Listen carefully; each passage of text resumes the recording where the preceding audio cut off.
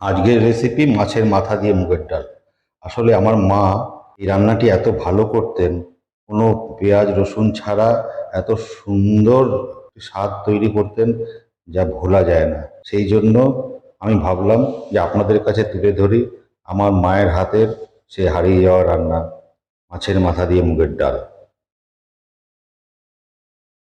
আসুন আমরা দেখতে থাকি আজকের রেসিপি মাছের মাথা দিয়ে মুগ ডাল।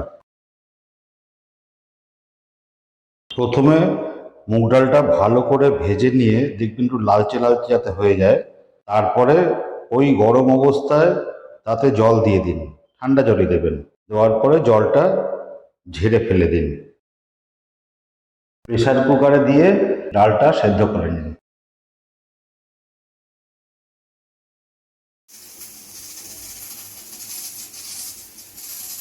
এবারে কড়াতে তেল গরম করতে দিন। নুন হলুদ মাখানো মাছের মাথাগুলো কড়ার তেলে ছেড়ে দিন। দিয়ে সুন্দর করে বেশ লালচে লালচে করে ভাজুন, যাতে একটু কড়া ভাজা হয় আর কি। হ্যাঁ, মাছের মাথাগুলো সুন্দর করে ভাজা হয়ে গেলে কড়াতে আবার তেল দিয়ে তেলটি গরম হয়ে গেলে তাতে 1 চামচ জিরে, 2টি তেজপাতা দিয়ে দিন।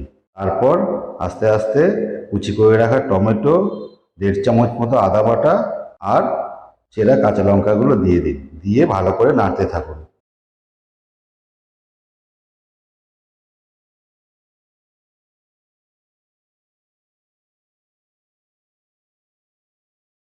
চামচ নুন দিয়ে ভালো করে নাড়াচাড়া করে নিন।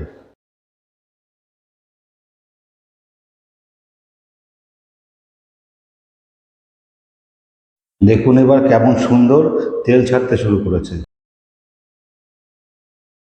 এবারে 1 চামচ জিরে গুঁড়ো, 1 চামচ ধনে গুঁড়ো আর হাফ চামচ মতো হলুদ দেব।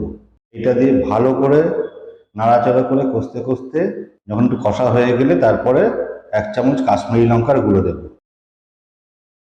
আপনাদের কাছে একান্ত অনুরোধ, রান্নাটি যদি আপনাদের ভালো লাগে তাহলে যথেষ্ট পরিমাণে লাইক, সাবস্ক্রাইব এবং শেয়ার করে আমাদের উৎসাহ দিন, যাতে আগামী দিনে আমরা আরও ভালো রান্না আপনাদের উপহার দিতে পারি। এবার রান্নার যা স্বাদ বাড়ায় সে হলো চিনি, সেটা দেব 1 চামচ মতো।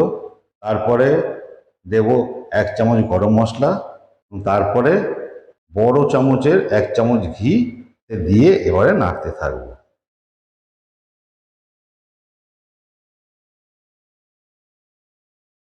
এবারে সুন্দর করে ভেজে রাখা মাছের মাথাগুলো মশলায় দিয়ে দিলাম এবং মশলায় দিয়ে ভালো করে মশলার সঙ্গে নাড়াচাড়া করতে থাকুন এবং নাড়াচাড়া করে ভালো করে মিশতে মিশতে ততক্ষণে আপনারা আমাদের লাইক, সাবস্ক্রাইব, শেয়ার করে পরবর্তীকালে আরও সুন্দর সুন্দর রেসিপি আপনাদের উপহার দেওয়ার জন্য উৎসাহিত করুন।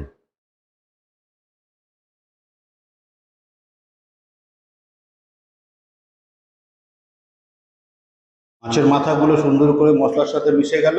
এবারে আমরা প্রেসার কুকার থেকে সোজা কড়াতে সেদ্ধ করা ডালগুলো দিয়ে দেবো।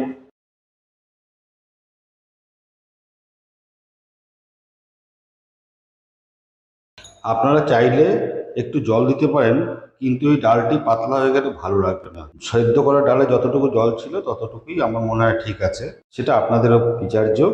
এই রেসিপিটি ভালো লাগলে শেয়ার করবেন এবং আপনাদের আশীর্বাদ মাথায় নিয়ে আমরা এগিয়ে চলার রাস্তা খুঁজে পাবো। সুস্থ থাকবেন, ভালো থাকবেন, আগামী দিনে আবার দেখা হবে।